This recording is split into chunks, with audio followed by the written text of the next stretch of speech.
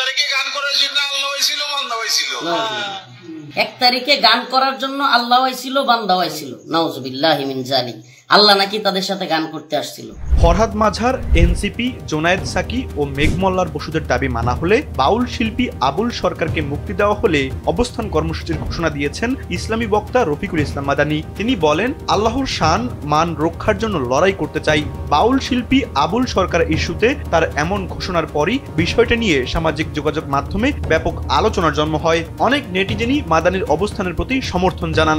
ফেসবুকে দেওয়া এক স্ট্যাটাসে রফিকুল ইসলাম মাদানী বলেন, বাউল শিল্পী আবুল সরকারের মুক্তি দেওয়া হলে আগামী 1 ডিসেম্বর মানিকগঞ্জ আদালত চত্বরে বাদ আসর অবস্থান কর্মসূচি করব। ইসলামী বক্তা আরো বলেন, আমি ছোট মানুষ, আমার কোনো দল নেই, আমি আল্লাহর শান মান রক্ষার জন্য লড়াই করতে চাই। আপনাদের সহযোগিতা ছাড়া একা সম্ভব না। মানিকগঞ্জের আলিম সমাজকে উদ্দেশ্য করে রফিকুল ইসলাম মাদানী বলেন, আপনারাও এক বিশাল কর্মসূচির মাধ্যমে মহান রবের সম্মানে দল মত নির্বিশেষে এক কাতারে দাঁড়াবেন আশা করি। এই পোস্টের 1 ঘন্টা পর রফিকুল ইসলাম মাদানী ফেসবুক লাইভে এসে বাউল শিল্পী আবুল সরকারের ইস্যুতে কথা বলেন। সেখানে মহান আল্লাহকে নিয়ে কটূক্তি করা আবুল সরকারের আরো বক্তব্য তিনি প্রকাশ করেন। রফিকুল ইসলাম মাদানী বলেন, গ্রেপ্তারকৃত বাউল শিল্পী এই প্রথম নয়, এর আগেও মহান আল্লাহকে নিয়ে একাধিকবার কটূক্তি করেছেন।